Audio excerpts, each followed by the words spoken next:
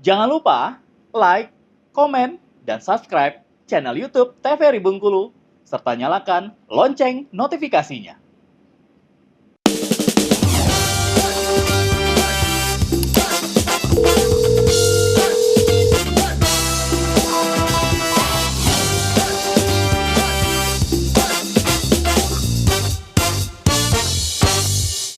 Baik, kembali pemirsa di Dokter Kita TVRI Bengkulu bersama Kita Sehat tentunya, dan kita masih membahas tentang yang namanya skizofrenia ataupun salah satu penyakit kejiwaan yang sering dialami juga. Nah, kita akan langsung membahasnya kembali bersama dengan Dokter Lisda tentang resiko tadi ya, udah batas resiko tentang yang namanya skizofrenia. Lanjut lagi Dok, boleh silakan dengan slide berikutnya.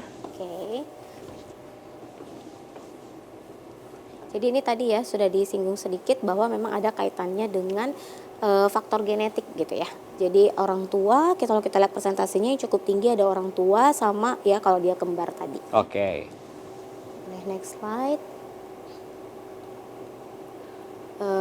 Oke, sambil kita tunggu slide berikutnya. Jadi biasanya kalau pada skizofrenia ini dia memiliki namanya gejala patognomonis ya, atau juga disebut dengan gejala yang khas dari skizofrenia. Artinya kalau misalnya belum ketemu atau belum ada gejala khas dari skizofrenianya, biasanya kita belum bisa menyebutkan bahwa seseorang itu mengalami skizofrenia. Nah, sebelum kita masuk ke gejala khasnya, siapa sih yang berhak mendiagnosa gitu ya. Nah, ini penting. Kenapa? Kaitannya dengan mitos yang udah kita jawab tadi. Iya, jangan sembarang diagnosa. Iya, benar. Kadang-kadang dia melemparkannya ya nggak ke dokter spesialis kedokteran jiwa atau psikiater atau dokter jiwa, tapi ke hal-hal lain gitu ya, karena dianggap misalnya kiriman orang dan lain sebagainya. Dan itu sudah kita jawab ya untuk pemirsa yang menonton bahwa itu tidak ada kaitannya ya. Jadi memang ada gangguan yang seperti ini. Jadi jangan heran kalau ada keluarga yang bilang aku mendengar bisikan-bisikan misalnya. Itu jangan langsung dianggap hal-hal yang gaib gitu. Jadi harusnya ke siapa kita bawa? Jawabannya ini. Ya, langsung menuju ke dokter jiwa atau psikiater atau dokter spesialis kedokteran jiwa. Atau kalaupun enggak ini, minimal ke vaskes pertama dulu deh. Ya. Nanti biasanya di situ udah pasti diarahkan. Enggak mungkin lagi dibuat makin melenceng gitu ya. Jadi pasti langsung rujuk istilahnya ya. Jadi dirujuk. Mungkin nanti dikasih paracetamol nggak mungkin ya? Iya, nggak mungkin lah. Pokoknya aman. Jadi setidak-tidaknya nggak ngerti nih dok tentang psikiater, ya udah nggak apa-apa. Tapi ngerti kan tentang puskesmas ya. Jadi kebawa aja ke puskesmas terdekat, atau mungkin kalau dia BPJS-nya terdaftar di vaskes tertentu, langsung bawa ke vaskes tertentu ya. Gitu. Nah, ini dia pedoman diagnostik. Jadi harus ada minimal satu gejala yang aku bilang tadi. Istilahnya adalah gejala patognomonis atau gejala yang paling khas, gejala yang hanya dimiliki oleh skizofrenia. Cukup satu saja sebenarnya. Atau kalaupun nggak meliputi gejala yang patognomonis tadi, boleh sih, tapi nggak bisa satu. Jadi dia nggak bisa berdiri sendiri. Dia harus minimal 2 atau lebih gitu ya. Nah, sekarang yang penting kita harus tahu dulu. Jadi yang dimaksud sebagai gejala yang khasnya itu apa? Nah, ini dia. Jadi ada beberapa gejala yang khas. Yang pertama ada istilah namanya talk of echo. Ya. Apa sih talk of echo itu? Itu yang menjadi pertanyaan. Jadi ini talk of echo, talk of insertion atau withdrawal, talk of broadcasting, ini adalah masalah di proses ataupun isi pikir. Ya. Jadi talk of echo itu apa? Yaitu masalah di isi pikir di mana seseorang itu isi pikirannya bergema berulang-ulang pada satu hal. Tapi itu terlalu berlebihan. Gitu ya. Jadi itu aja terus isi pikirannya berulang bergema itu saja gitu. Lalu kemudian ada namanya talk insertion atau or withdrawal. Nah, kalau ini biasanya dokter itu kalau mendiagnosa, dia pada waktu melakukan wawancara psikiatri dia akan bertanya seperti ini. Apakah Bapak atau Ibu merasa ada sesuatu yang mengambil isi pikiran Bapak dari dalam keluar? Kalau dia mengambil keluar itu namanya talk of withdrawal.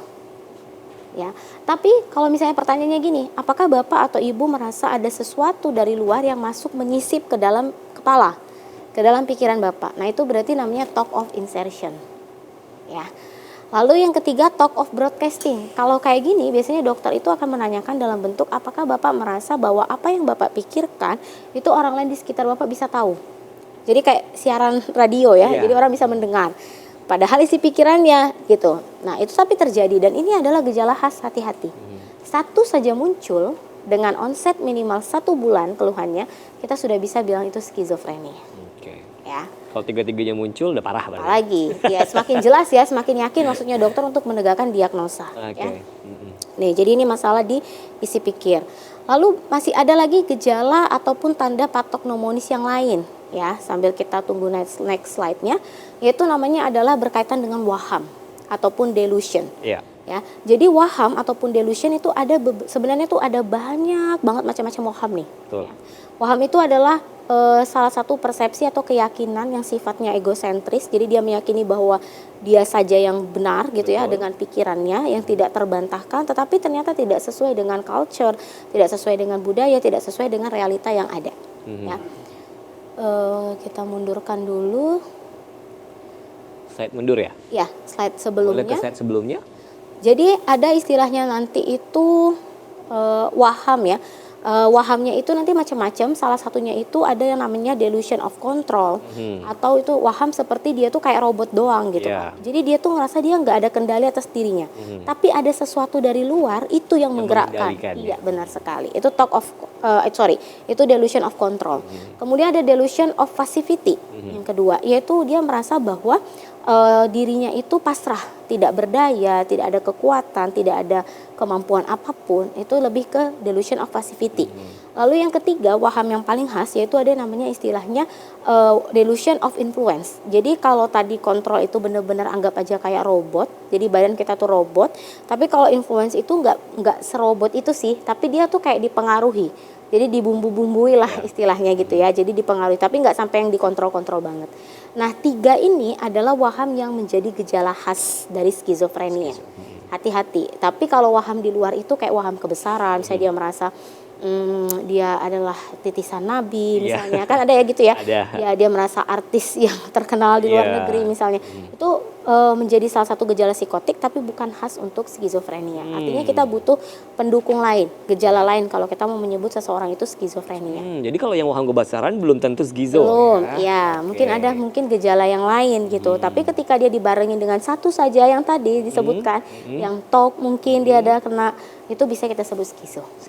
Jadi yang khas itu cukup 1, tapi kalau yang tidak khas harus 2 atau ke atasnya. Berarti minimal 2. harus ada pemeriksaan lagi ya, Iya, dokter, betul ya? sekali. Okay. Nah, nanti baru setelah yang waham tadi, baru yang ketiga itu apa yang paling penting yang tadi, yaitu ada namanya halusinasi auditorik. Yeah. Nah, halusinasi auditorik itu apa? Halusinasi auditorik itu adalah yang pendengaran tadi.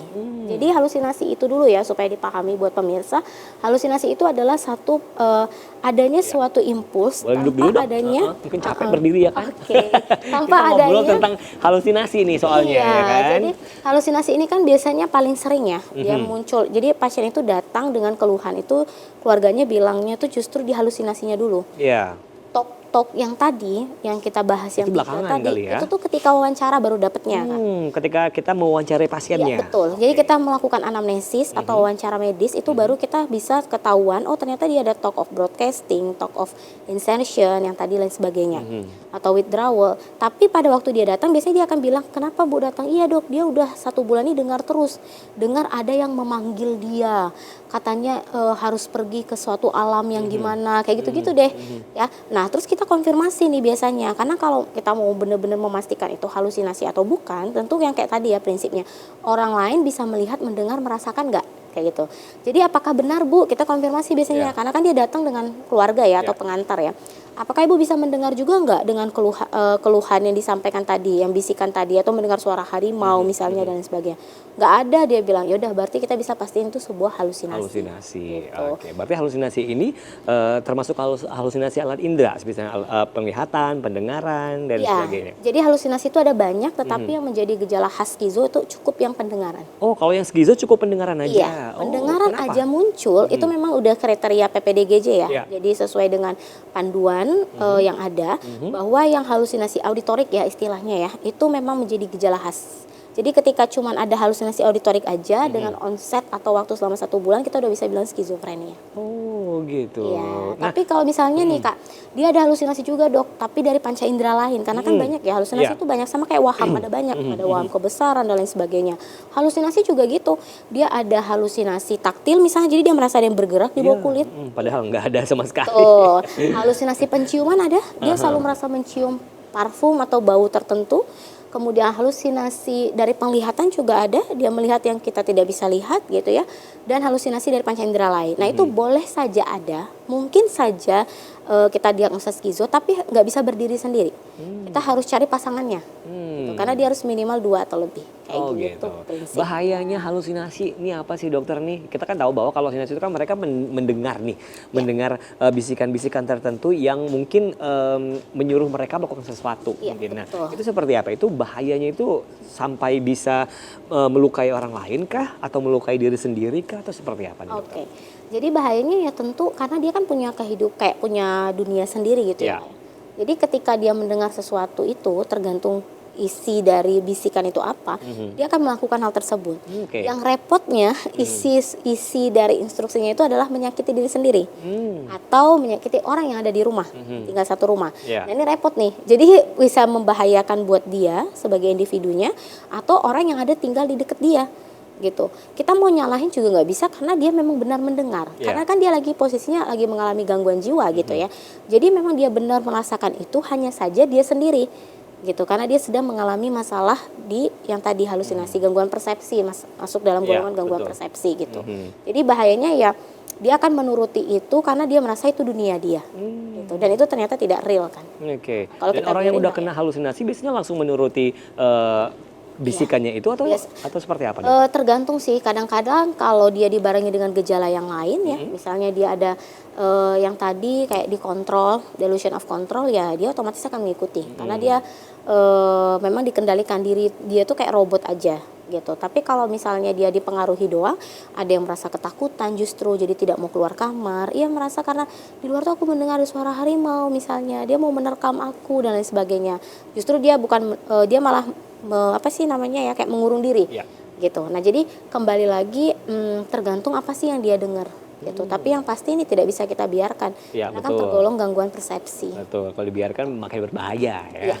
Nah sekali lagi nih dokter, kalau pertanyaannya tentang yang namanya skizofrenia ini bisa sembuh nggak? Nah itu dia nih, kebanyakan kan orang kan kalau sakit nih pengennya sembuh. Kalau kita sakit fisik nih, demam itu pengen minum obat langsung sembuh gitu kan. Nah skizo ini sendiri, nah itu sendiri kan tadi dokter bilang bahwa ada berbagai macam pengobatannya ya kan, ada terapi dan lain sebagainya. Nah itu bisa sembuh nggak sih dokter? Gitu.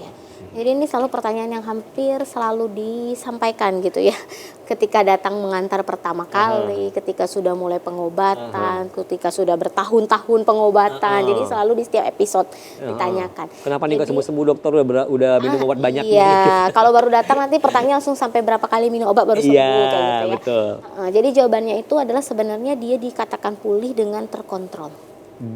Pulih dengan terkontrol. Ya, itu lebih tepatnya ya. Jadi dibilang pulih ya pulih ketika dia terkontrol, bagus kok. Ada yang outcome-nya dia masih bisa beraktivitas, jangan salah, dia bisa bekerja kembali ketika sudah terkontrol. Dia sudah bisa menjalankan fungsinya kembali, misalnya dia seorang pelajar dia bisa kuliah lagi, dia bisa belajar lagi. Kalau dia seorang pekerja swasta dia bisa bekerja kembali. Kalau dia punya kehidupan rumah tangga dia bagus-bagus aja gitu. Tapi selama terkontrol. Dalam tanda kutip. Artinya dengan dengan obat yang diberikan itu kan dia tidak lagi ada gangguan persepsi, tidak lagi ada gangguan perilaku nih, artinya nggak mungkin ngamuk-ngamuk, tidak ada lagi gangguan perasaan, afeknya juga udah mulai dari yang menyempit, afek itu kayak apa yang bisa dia tampilkan atau respon dia terhadap keadaan di sekitar. Bisa dari mimik wajah, intonasi bicara, kecepatan bicara, volume, dan body language atau bahasa tubuh. Nah itu dia sudah bagus dengan terkontrol. Jadi udah bisa menyesuaikan tuh. Ya udah aman-aman aja. Tapi jangan salah, ada juga yang putus-putus. Jadi minum obat kadang enggak, minum obat kadang enggak. Ya ini susah. Kebanyakan kayak gitu. Iya, betul. Makanya jadi dia nggak bisa pulih dengan terkontrol ya kan. Pulih terkontrol lah istilahnya lebih enak. Baik, kita akan jeda iklan dulu pemirsa, tetap bersama kami di Dokter TVRI Bengkulu, bersama kita sehat.